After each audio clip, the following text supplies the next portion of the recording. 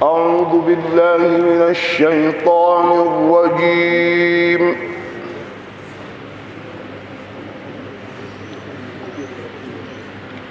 بسم الله الرحمن الرحيم.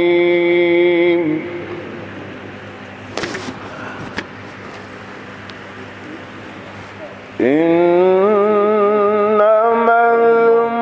المؤمنون الذين آمنوا بالله ورسوله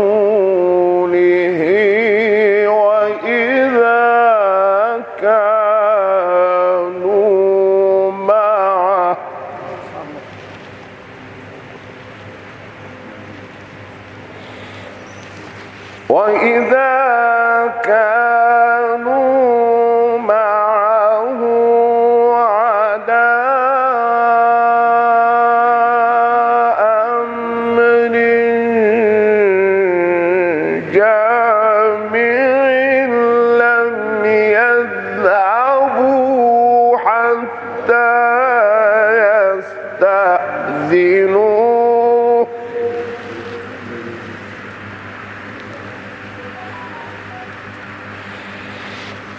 إن الذين يستأذنونك أولئك الذين يؤمنون بالله ورسوله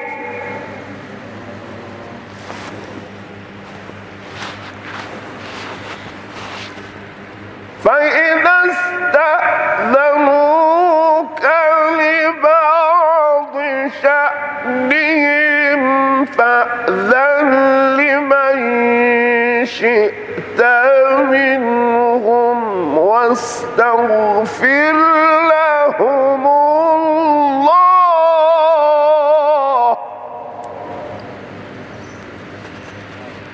إن الله غفور رحيم. صدق الله العظيم. بسم الله الرحمن الرحيم. الحمد لله رب العالمين، وأشهد أن لا إله إلا الله ولي الصالحين، وأشهد أن سيدنا وحبيبنا وعظيمنا محمدًا عبده ورسوله المبعوث رحمة للعالمين، صلى الله عليه وعلى آله وصحبه الغر الميامين. أما بعد، نويت التعلم والتعليم والإفادة والاستفادة والنفع والانتفاع. يقول الحق سبحانه جل جلاله وهو أصدق القائلين، وقوله الحق المبين. أعوذ بالله من الشيطان الرجيم. بسم الله الرحمن الرحيم. إنما المؤمنون الذين آمنوا بالله ورسوله وإذا كانوا معه على أمر جامع لم يذهبوا حتى يستأذنوه إن الذين يستأذنونك أولئك الذين يؤمنون بالله ورسوله فإذا استأذنوك لبعض شأنهم فأذن لمن شئت منهم واستغفر لهم الله إن الله غفور رحيم. Hayo ni mabaki au masazo ya pale tulipokomeshea mwaka jana mwezi wa Ramadhani katika surati Nur. Libakia kipande hiki kuimalizia surati Nur. Mwenyezi Mungu Subhanahu wa Ta'ala anaeleza namna ya waumini walio wa kweli na ambao wanamwamini Mwenyezi Mungu barabara na wanamsaddiq asubuhi na jioni, ni wa aina gani waumini hao? Wana sifa zipi? Mwenyezi Mungu Subhanahu wa Ta'ala katika aya hii ya 62 anasema, innamal mu'minuna alladhina amanu billahi wa rasuli, hakika si mengineyo waumini ambao wamemwamini Mungu na mtumewe, wa idha kanu ma'ahu ala amrin jami'in, na wanapokuwa pamoja na yeye mtume sallallahu alaihi wasallam ala amrin jami'in, juu ya jambo lenye kuwakusanya watu, ka khutbatil Jum'ah, kama vile khutba ya siku ya Jum'ah au Idi au jihad au jambo lolote ambalo linawakusanya watu pamoja. Watu hao lam yadhhabu hatta yasta'dhinu, hawaondoki kwa udhuru uliowapata mpaka waombe ruhusa bwana mtume Muhammad sallallahu alaihi wasallam. Hawaondoki mpaka wamuombe ruhusa bwana mtume sallallahu alaihi wasallam. Maana yake ni kwamba waumini hasa ni wale ambao wanamwamini Mungu na mtume wake, na ambao wanasifa wanapokuwa na mtume sallallahu alaihi wasallama juu ya jambo ambalo limewakusanya watu wengi, wamekusanyika pamoja. Hawaondoki kila mmoja kwa fikra yake, yamepatana udhuru basi ajitokea tuenda zake. Hapana, ni lazima wamtaki ruhusa mtume sallallahu alaihi wasallam, na wanakuwa na adabu za namna hiyo. Hawajiondokei tu kwa fikra na mawazo na walivyoamua wao. Mwenyezi Mungu Subhanahu wa Ta'ala anatuonesha imani na Uislamu unakuwaje.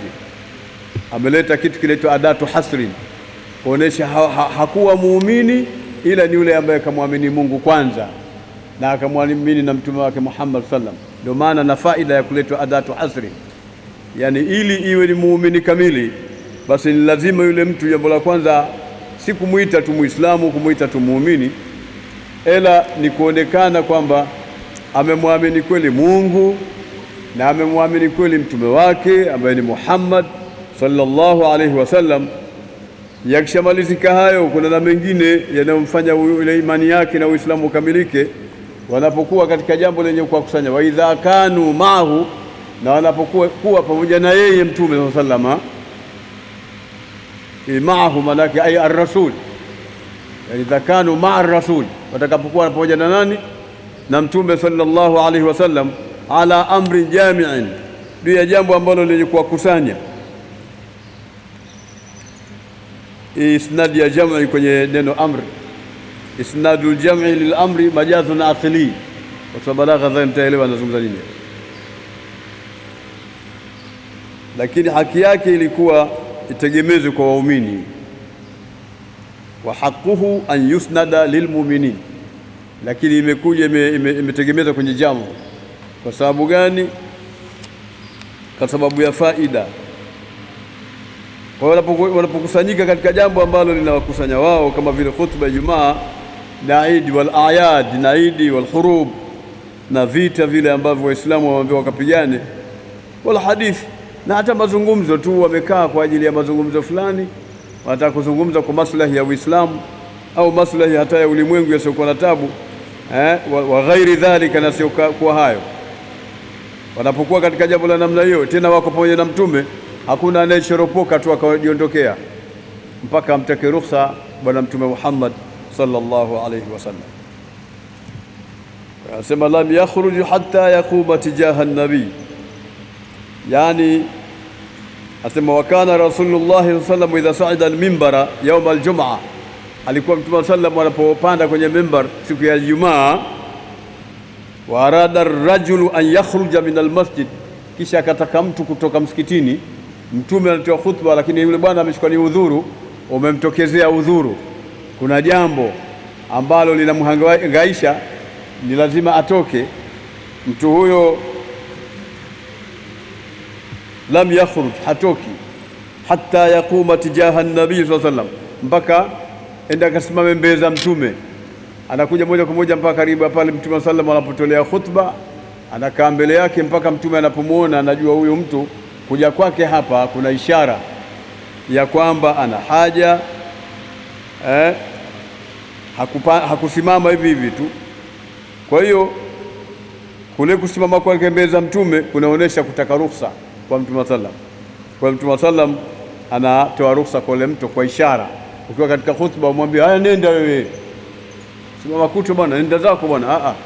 Aambiwi hivyo anaambiwa bil ishara, yani yushiru biadi, anaashiria kwa mkono wake. Kwa hiyo ni katika adabu. Sasa anasema Mwenyezi Mungu Subhanahu wa Ta'ala, innal ladhina yasta'dhinunak, aika wale ambao wanakutaka idhni wewe, wanakutaka ruhusa wewe, ulaika alladhina yu'minuna billah, hao wewe ndio wale ambao Mwenyezi Mungu wanamwamini sana Mwenyezi Mungu wa rasulihi, na mtume wake Muhammad sallallahu alayhi wasallam. Manake mpaka aambiwa mtume, mpaka ukamwona muumini amesimama mbele zako anakutaka ruhusa kwa ule udhuru uliomtokea, elewa kwamba huyo anamwamini Mungu barabara, na elewa kwamba huyo anakuamini wewe mtume wa Mungu barabara. Sasa yawaje baada ya hapo? Fa idha sta'dhanuka, wakikuomba ruhusa, li ba'd sha'nihim, kwa baadhi ya mambo yao yaliyowatokea, fa'adhan liman shi'ta minhum, mpe ruhusa mtakaye miongoni mwao, bilinsiraf, kwa kuondoka. Yani mpe yote katika wao ruhusa ende zake, kwa sababu tayari huyo ni mtu ana adabu kamili, ana imani kamili, ameniamini mimi Mungu na amekuamini na wewe mtume, na hilo ndio lilompelekea mpaka akawa amekuja kusimama mbele zako, upate kutambua wewe mtume Muhammad kwamba huyu bwana ana udhuru, ananiomba ruhusa. Kwa hiyo wewe umruhusu mtu huyo ende zake.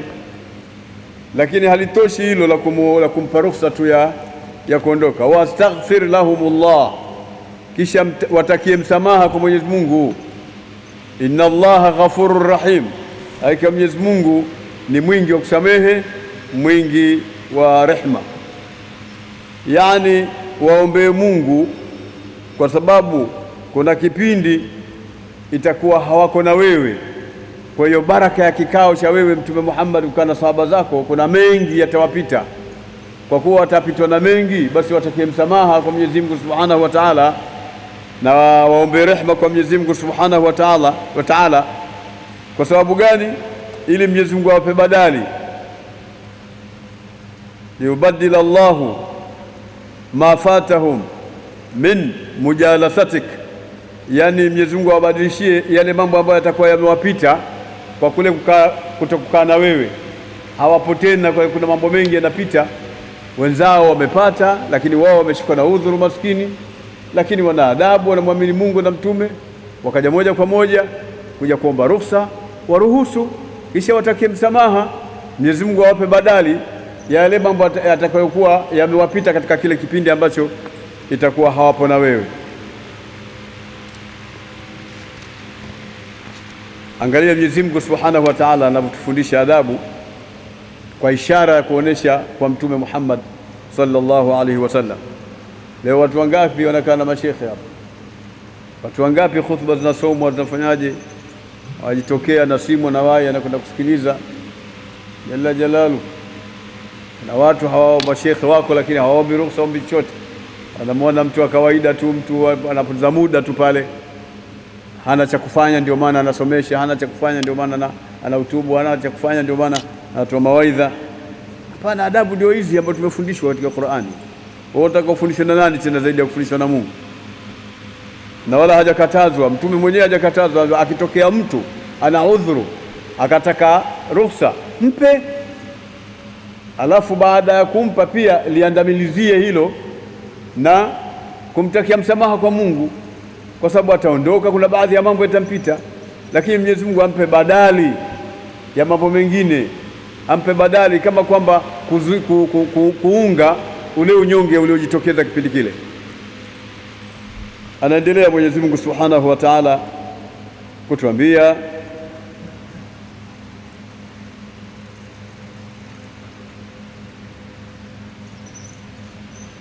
kuna baadhi ya wanazuoni katika jambo hili anasema kama waqa li sayyidina Umar ibn al-Khattab, hina kharaja ma'a an-nabii sallallahu alayhi wasallam fi ghazwati Tabuk, yani wakati Saidna Umar Mwenyezi Mungu amwele radhi,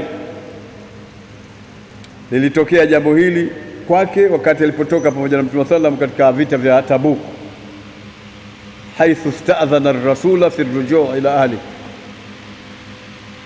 Yeye ilitokea kumtaka ruhusa Mtume kama ngoja nirudi kwa wanangu kidogo, kuna jambo fulani. Faadhina lahu an-nabiyyu sallallahu alayhi wasallam, Mtume akampa ruhusa kwamba nenda bwana, huo ni udhuru, kaangalia wanao bwana. Lakini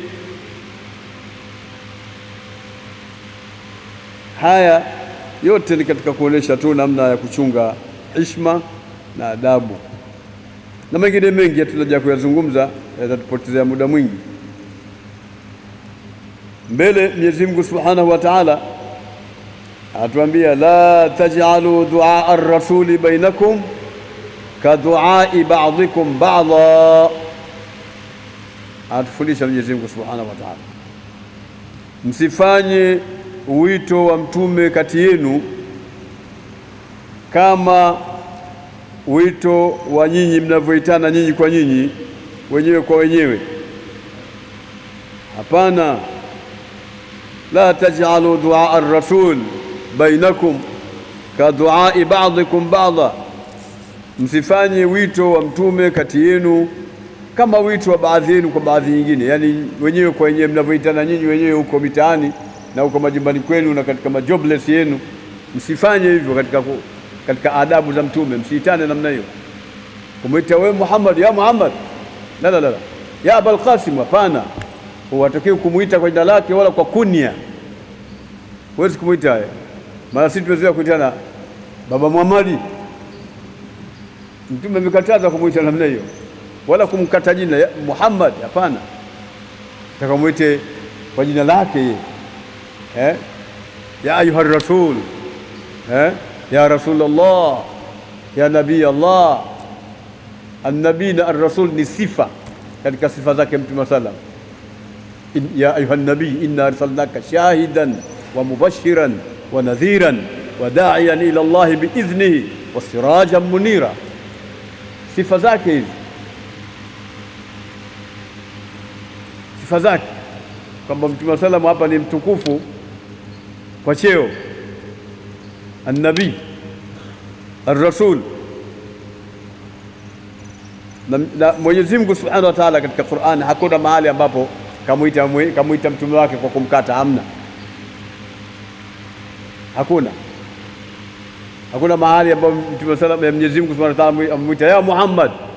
Ukiona neno Muhammad ni khabar, sio nida, ni khabar. Ma kana Muhammadun aba ahad min rijalikum wa ma Muhammadun illa rasul qad khalat min qablihi ar-rusul.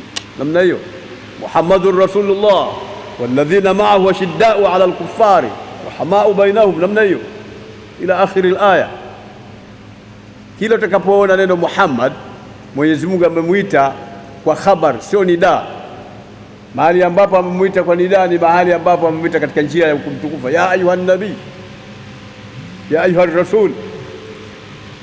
Namna hiyo adabu, kwa watu wawe na adabu, sio kumkata mtume katika adabu jina lake. Ndio nakatazwa Waislamu hapa, msifanye wito wa mtume kati yenu kama mnavyoitana nyinyi kwa nyinyi, bi an taqulu, kwa kusema ya Muhammad, bal qulu ya Nabii Allah, ya Rasulullah, fi linin wa tawadhu'in wa khafd sautin.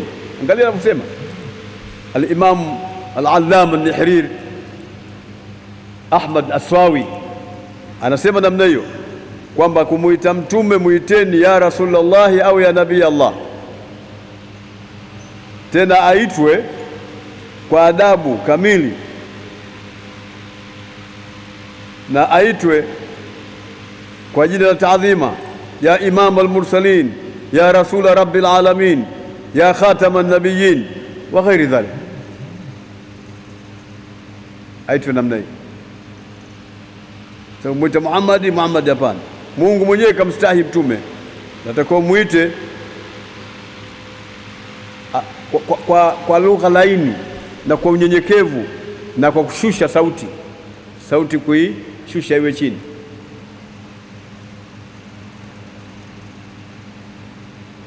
Mimi narudi huko kwa ulama warathatul anbiya. Mtume hayupo sasa hivi, lakini waliopo ni al-ulama, ndio warathatul anbiya. Waratha ni warathatul anbiya, yani mitume yote toka Adamu mpaka Mtume Muhammad sallallahu alaihi wasallam, ulama ndio wamewarithi hao. Wa ala ra'sihim Muhammadun sallallahu alaihi wasallam. Lakini mashekhe ndio wenye kuvunjiwa sana heshima, yani katika watu waliopata balaa katika ulimwengu ni mashekhe. Mashekhe hawana thamani, hawana qima. Walimuona mashekhe wote wamejaa. Na mashekhe wetu wametoka Maghrib, wametoka Morocco kwa ajili ya swala tu, kuswalisha. Thamani ya watu wenye kujua umuhimu wa wanazuoni. Tumeletewa wanazuoni wawili, mnaona hapa, ndio wametusalisha mwezi mzima wa Ramadhani. Tarawehe nini, ghasia nini, khutba zote na hivi. Hawa ni madukturu wametoka Morocco. Sisi hatuthamini watu. Tunaona mashekhe, tumejaa mashekhe hapa, lakini wote wanaonekana watu wa kawaida tu. Tizama katika kitabu Mukhtarul Ahadith, sio al-ahadithul mukhtara, hapana, Mukhtarul Ahadith ni ya Ahmad al-Hashimi rahmatullahi alayhi. Na hadithi mle yasema siku moja watakapoingia peponi watu wa peponi, jambo kubwa watakuwa wamepata, Mungu amekuwa radhi na wao, kisha akawapa pepo. Kisha kule Mwenyezi Mungu Subhanahu wa Ta'ala atajionyesha, atajidhihirisha ili wamuone Mwenyezi Mungu Subhanahu wa Ta'ala, kama ilivyothibitishwa, wujuhun yawma idhin nadhira ila rabbiha nadhira. Utamwona Mwenyezi Mungu Subhanahu wa Ta'ala. Kisha watamba fas'alu rabbakum, muombeni Mungu wenu. Sasa wameingia peponi na yote yameshafanyika, kuna kubwa kuliko hayo. Alafu anaambiwa muombeni Mola wenu mtakacho. Kipi tena? Kama ni pepo tuko peponi, kama ni kumuona Mungu tayari. Sasa ni kipi tena hicho? Kipi? Ndipo utakapoona umuhimu wa wanazuoni hapo. Watu wote ambao sio wanazuoni wataanza kuwarejea wale wanazuoni wao wa Kinondoni, wa Ilala, wakina Konseli hawa. Wasikia jamani, tuomba nini? Wanazuoni watasema jamani, ombeni kadha, ombeni kadha, ombeni kadha, wanatoa mwongozo mpaka huko, ili kuonesha umuhimu wa wanazuoni. Hawatakiwi kuvunjiwa adabu, kukatwa majina. Ndio maana akasema kwamba wa mastufida min al-aya, ile faida iliyopatikana kutokana na aya hii, annahu la yajuzu nidau nabii bi ghairi ma yufidu ta'zim. Haijuzu kumuita mtume pasi na ile lugha ambayo inafidisha kumtukuza, la fi hayatihi wala baada wafatihi, si katika wakati ule wa uhai wake wala baada ya kufa kwake. Wakati wote mtume anatakiwa. Niwe watu wengi mmekwenda Maka hapa, mashekhe nyinyi mmekwenda Maka, Madina, mmekujua ndapopita pale katika kabri ya Mtume sallam, hizi aya zimeandikwa, kuonesha kwamba haitakiwi kufanya fujo. Ya ayyuhalladhina amanu la tarfa'u aswatakum fawqa sauti an-nabii. Mtume kalala pale, lakini bado imekuwa aya kwamba mkija hapa muwe na adabu, msinyanyue sauti zenu.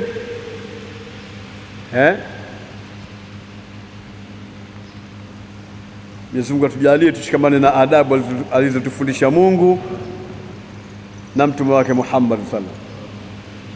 Ayyuhalladhina amanu la tarfa'u aswatakum fawqa sauti an-nabii wa la tajharu lahu bilqawl kajahri ba'dikum li ba'd an tahbata a'malukum wa antum la tash'urun. Manake huko kunyanyua sauti kutapelekea kupomoka amali zenu, ibada zenu zote, hali ya kuwa hamtambui. Kumbe amali zenu zote zimepomoshwa. Ukiuliza maswali, imepomoshwa na nini? Na kutokuwa na adabu tu, kunyanyua sauti mbele za mtume na nini. Mwenyezi Mungu amekasirika, ameona nyinyi watu hamna maana. Kwa hiyo adabu ni kitu cha kwanza. Kisha anasema qad ya'lamu Allahu alladhina tasallaluna minkum liwadha, hakika anajua Mwenyezi Mungu kuwajua wale ambao wanachoropoka miongoni mwenu nyinyi kwa kujificha, wale ambao wanachomoka hivi. Hata tukikaa hivi kama kwa jambo la kheri, kuna watu wengine wanachomoka, ndio at-tasallul katika lugha ya Kiarabu, maana yake ni kuchomoka. Sasa Mwenyezi Mungu pia anasema anawajua watu wa aina hiyo pia. Hawana ujanja kwamba wao wamechomoka Mungu hawajui, la, anawajua. Yaani wanaondoka bila ruhusa kwa kujificha. Falyahdhari alladhina yukhalifuna an amri, na watahadhari wale ambao wanakhalifu amri yake Mungu na mtumewe, antusibahum fitna, usije ukawapata wao msukosuko. Fitna albala, sije akapata na misukosuko, akapata na balaa. Au yusibahum adhabun alim, au ikawapata adhabu yenye kutiwa uchungu fil akhirah, huko akhira. Usije akapata msukosuko, mabala hapa ulimwenguni, au wakapatwa na adhabu iliyotiwa uchungu yenye kuumiza huko akhira. Ala inna lillahi ma fi samawati wal ardh, hakika ni vya Mwenyezi Mungu vyote vilivyo katika mbingu na ardhi, vyote ni vya Mwenyezi Mungu subhanahu wa ta'ala.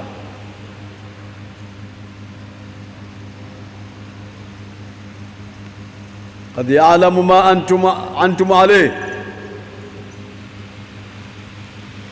hakika anajua yale mlionayo, yani ayuha almukallafun, ninyi ambao mmekalifishwa ni sheria, anayajua yale mlionayo min al-imani wal nifaq,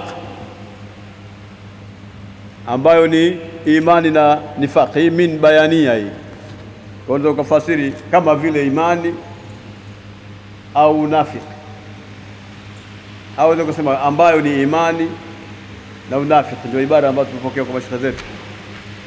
Manake hicho ambacho nyinyi mnacho inawezekana ikawa ni katika imani au unafiki. Uko na imani, Mungu anajua kama wewe una imani, na ikiwa huna imani una unafiki, Mwenyezi Mungu anajua kwamba wewe ni mnafiki.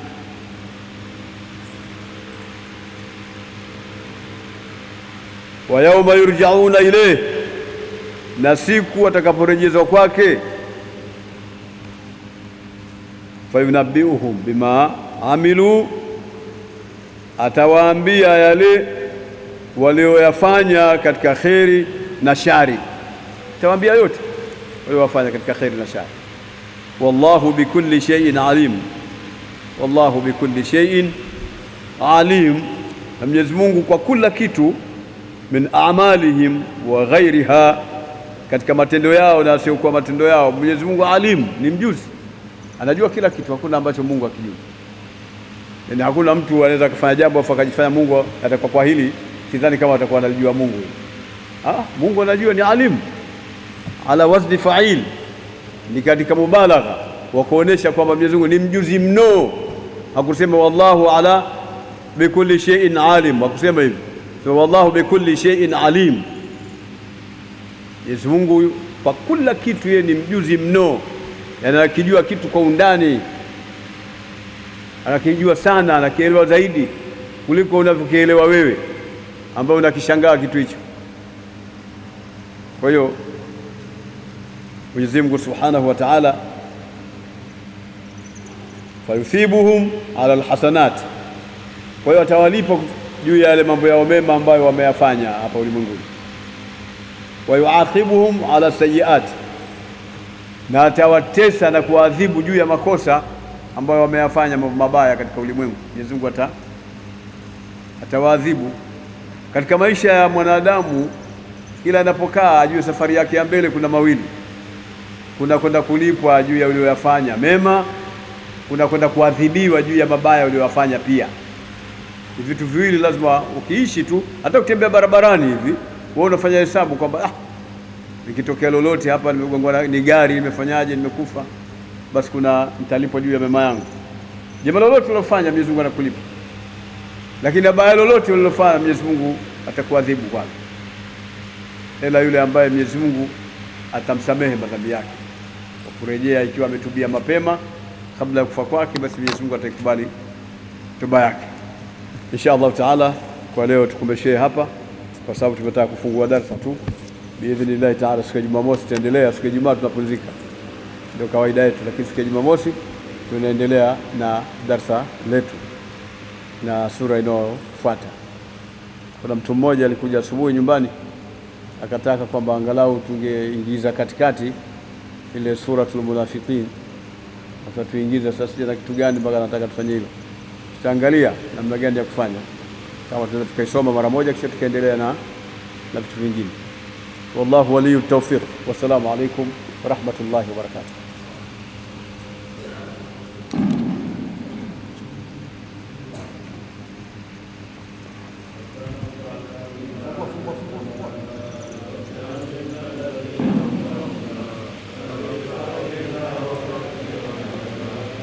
قرابات لنا في ديننا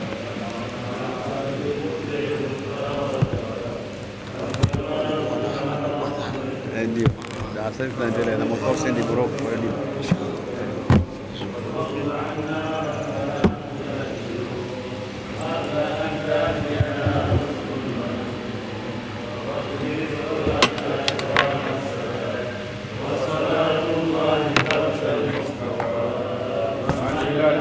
دعانا والوفاء في كتاب فيه للناس الشفاء وعلى الآل الكرام